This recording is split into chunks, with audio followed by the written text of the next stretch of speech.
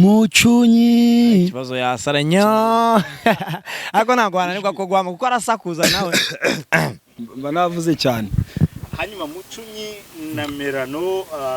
guturuka mu cyaro kamvuga mu cyaro undi mwaturutse agana aturutse Bigogwe ntabwo twebwe ahantu twaturutse twavuye turacyari niho tubarizwa ubu ngubu nabaje umuntu ngo Mucunyi nuwahe arakubwira ati nuwo mu Bigogwe ntago tuja kure yaho pe.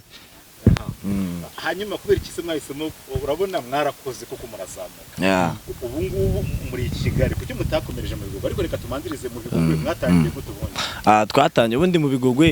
Bigogwe twatangiye buri wese ari ukuntu mutangira ibintu buri wese ari ukuntu ukwe none ukaza gushaka abantu mukora ibintu bimwe twatangiye ubundi ngiye nkora ibintu byanjye na mugenzi wanjye akora ibindi uyu nguyu twahuje nyuma twese twaratangiye kubikora ntabwo twavuze ngo tubitangirire icyarimwe buri wese arafiteho nosiyo abikora bikunze ariko bikiri hasi turahura aravuga ati kubera ko bikunda nanjye mbikunda ariko tukiri hasi